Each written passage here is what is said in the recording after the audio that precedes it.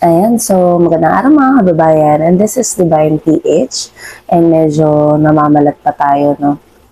Bali po, pasensyahan nyo na po kung ngayon lang tayo makakapag-commentary kasi nung mga nakaraang araw, sunod-sunod kasi kami nagkatrangkaso, kaming tatlo, yung anak namin, si Joshua, tas ako.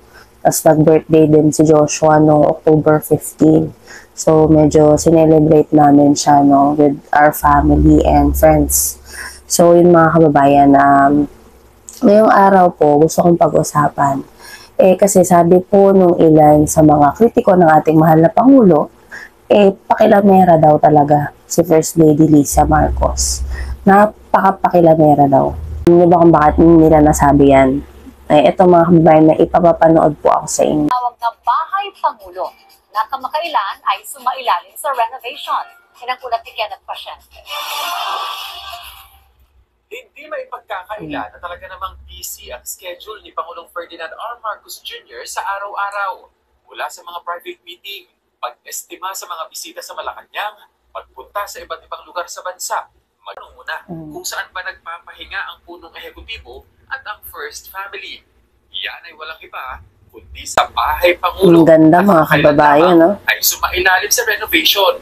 Kaya naman ang may kalumaan ng bahay pangarap kung tawagin dati na pinaluma na ng panahon at nagkaroon na rin ng mga sira dahil sa malakas na lindol noong 2022 ay nagkaroon ng bagong muka na ngayon ay mala-resort na ang vibe dahil sa swimming pool at berdeng kapaligiran nito. Ayon sa arkitekto nito, mismo si First Lady Luis Araneta Marcos ang may ideya kung paano paggagandahin ang presidential residence.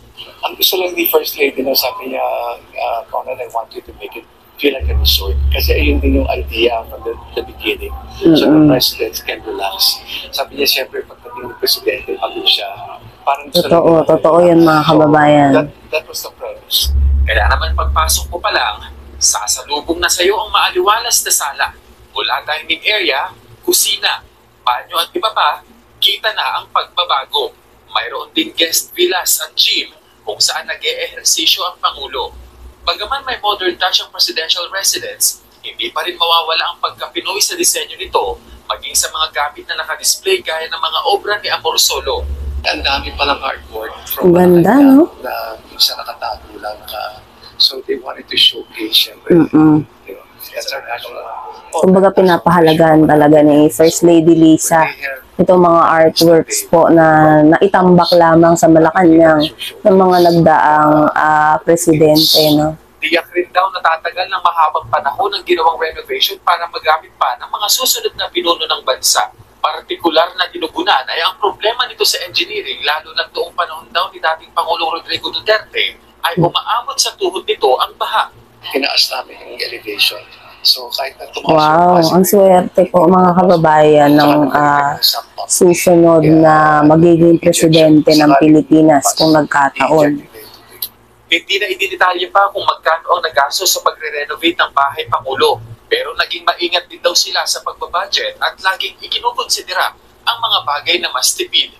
Ang pinakamataas na opisyal ng bansa ay may kaakibat ding malaking responsibilidad. Totoo. Kaya matapos ang buong araw na trabaho, dapat relax din pag may time ang Pangulo. Tama naman. Kenneth Pasyente. Ayan. Para sa So yun mga kababayan, napanood nyo po kung gaano kaganda ang naging itsura ng Bahay Pangulo. Kung matatandaan natin mga kababayan, sa dami syempre ng mga presidenteng nagdaan, napabayaan na itong Bahay Pangulo. Hindi nga lang actually yung Bahay Pangulo Marami pong mga magagandang lugar or magagandang area sa may Malacanang na napabayaan dahil po una na dyan is wala po talagang functional na First Lady ng mga nagdaang administrasyon, no?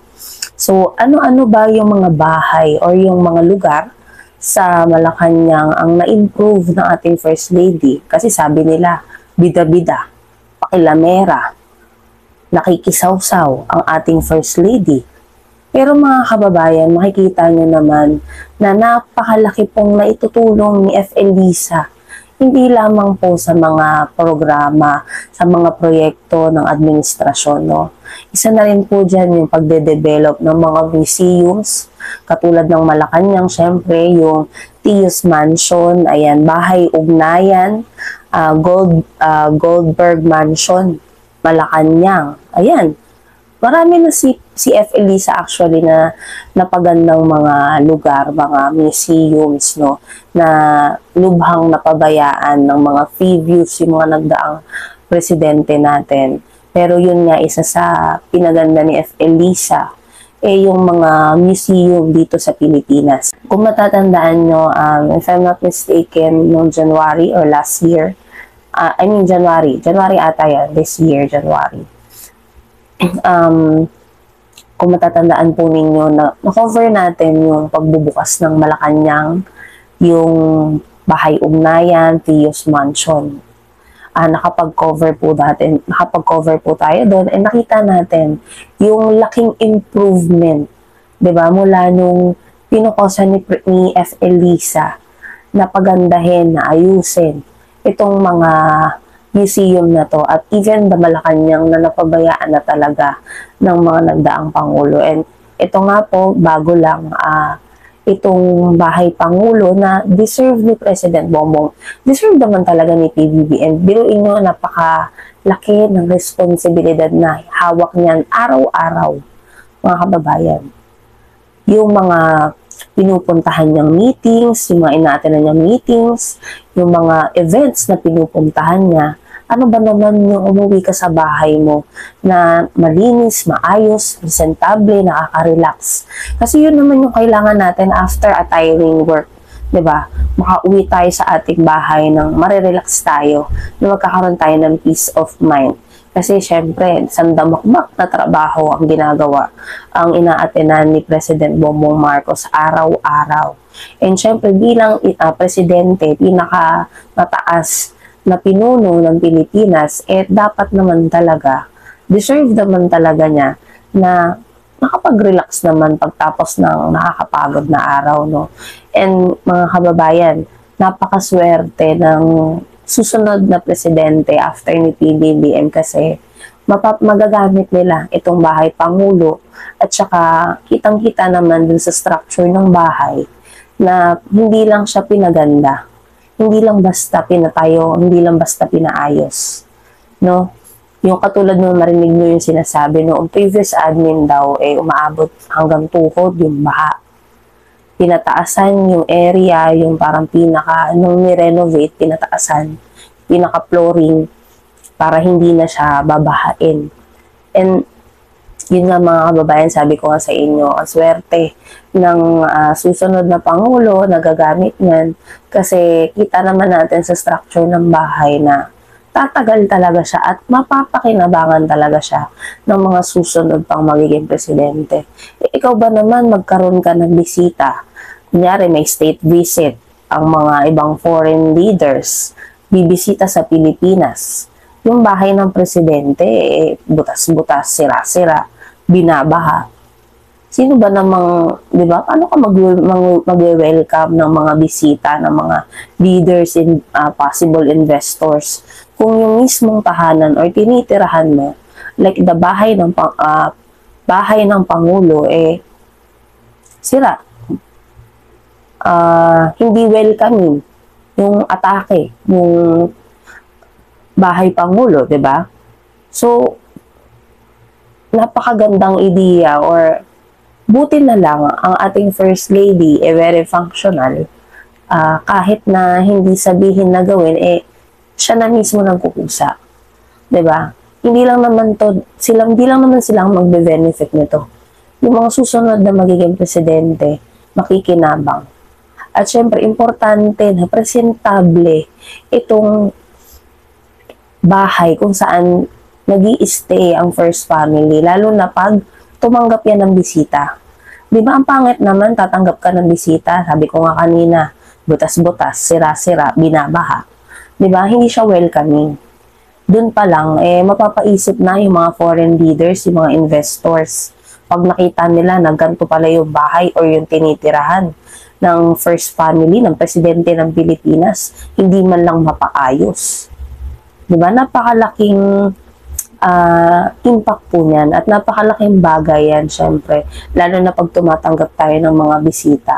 Kita nyo rin naman mga kababayan yung improvement sa Malacanang Palace nung na-cover natin. At hindi lang basta, sabi ko nga, hindi lang basta pinaayos. Makikita nyo rin po doon na syempre may mga empleyado doon na nag-i-stay. Binigyan din talaga sila ng priority ni First Lady Liza.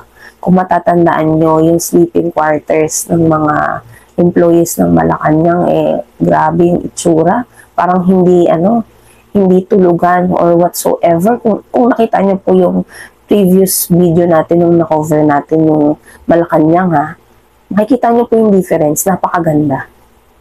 And dun pa lang sa point na inayos yung kitchen, may quarters yung mga empleyado, may sarili silang space. Dun pa lang makikita mo na yung care ng First Lady, ng Presidente sa kanilang mga tao, sa kanilang mga empleyado. Sobrang swerte. Sobrang swerte nila. Kasi yung First Lady na nag-aasikaso, yung First Lady na nagpa-renovate, may pakialam sa kanila. Baka kung yung iba-iba yan, walang sleeping quarters yan. Baka dyan lang yung pwesto nila, di ba? Ito yung First Lady na sinasabi nilang pakilamera. Ito yung First Lady na sinisiraan nila. Ito yung First Lady na kung ano-anong masasakit na salita sinasabi nila. Pero kita nyo naman itong First Lady ito na walang, kumbaga, wala siya sa kabinete ni BBM, wala siyang, kumbaga, posisyon, sabihin na natin. Pero, functional, very functional. Grabe yung dedication niya na tumulong kay PBBM. Diba? Makikita nyo dun pa lang mga kababayan. Yung museum dito sa may Baguio, yung mga museum sa Manila na pinarenovate, pinaayos po ni First Lady. Makikita nyo po na napakalaki at napakaganda ng improvement at pinapahalagahan talaga ni First Lady Liza yung mga museums natin na napabayaan na. So yun lang mga kababayan, and sa mga magsasabi na naman dyan na oo, pakilamera talaga si FL Liza. Yung pakilamera niya, may magandang outcome. Hindi lang basta nakialam siya. So, yun lang mga kababayan, and maraming salamat po sa inyong lahat.